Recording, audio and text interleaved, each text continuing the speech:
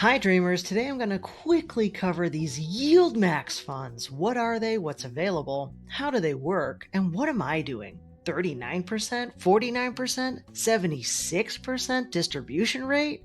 What? Okay. Let's dive in. Alright, so if you go to the YieldMax website, you'll see right away the options that they offer. You've got AMZY, which is based on Amazon, which just came out this week. Then you've got NVDY, which is based on NVIDIA, APLY, which is based on Apple, TSLY, with that beautiful, juicy 76% distribution rate based on Tesla. And then you've got this OARK, which is actually based on ARK, ARKK, which if you remember is Kathy Wood's investment management firm. Just look at this hottie. And some people theorize that I was actually her.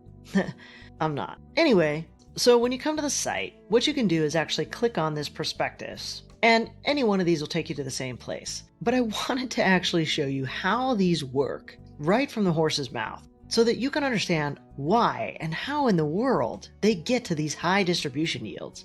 Because this is not the same as just a regular company offering and promising those kinds of insane distribution rates. This is basically financial gymnastics. So let's take a look. So basically you can see right here, the expenses is essentially 1%. And then it goes into the explanation. The fund is an actively managed exchange trade fund that seeks current income while maintaining the opportunity for exposure to the share price of the common stock, Tesla, subject to a limit on potential investment gains. Okay, so what exactly are they saying? Well, let me cut to the chase. Basically, they're using what's called a synthetic covered call strategy. And so with a traditional covered call strategy, the investor actually sells a call option on an underlying security that it owns. In other words, you have to own the stock and then you sell an option on top of it.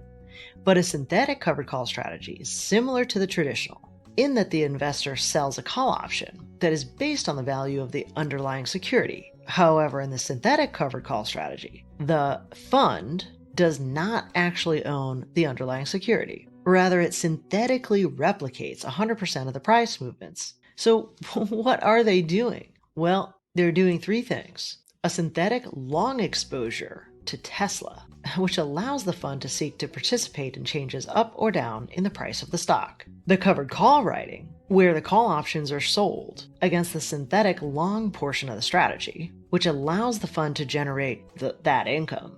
And then there's the actual money in the form of US Treasuries that are used as collateral for the options, which also generate income. And so the other key elements here are that they're generally going after 6-month and 1-year terms. And the other big thing to note here is that their call option strategy will generally have an expiration of 1 month or less and a strike price that's approximately 5 to 15% above the then current Tesla share price. And so they kind of summarize it here in this table so you can clearly see it laid out of what they're doing. They're doing long call options, they're doing long put options, and they're doing short call options, all based off of the US Treasury for collateral. And all of their other funds work in a similar way. And so one of the things I just wanted to show you for balance is this article from Seeking Alpha that basically points out some of the downsides. And the quick summary of the downside is pretty much right here. That when the share price of Tesla goes down,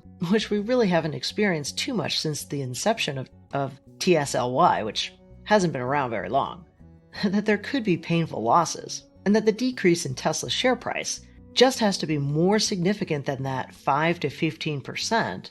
And so if the share price really plunges, that means that TSLY will be forced to tap into that collateral in order to fund it. And so if you go to Fidelity, you can kind of see what TSLY has done so far. It's been as low as about $12.50 and been as high as about $18.50 and is now sort of resting at $16.40. So it has been pretty volatile in a very short period of time. And then you can see those distributions. Wow. Really kind of showing that if you got into this really early, that you've already been paid out several times over, the equivalent to what you put in.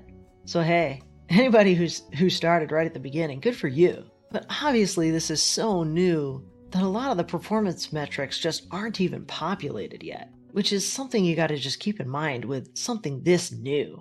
Plus, of course, the risk we just talked about overall. And so I guess you have to ask yourself, In terms of the Tesla stock price, where you can see it clearly going up and down and up and down, do you think in general that it's going to continue to go up and down, but in general, up and to the right over time?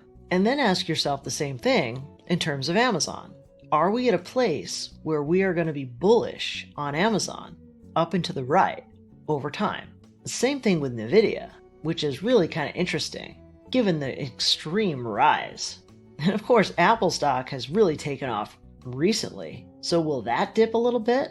And then take a look at ARKK, because if you think about potentially this hitting its bottom and potentially this going up and to the right because of some of the holdings that it has with, you guessed it, Tesla, Coin, Roku, Zoom, etc. So I guess you have to ask yourself, which ones do you feel confident in that they're not going to be dropping any further as you make your selection across these? So what am I doing about this?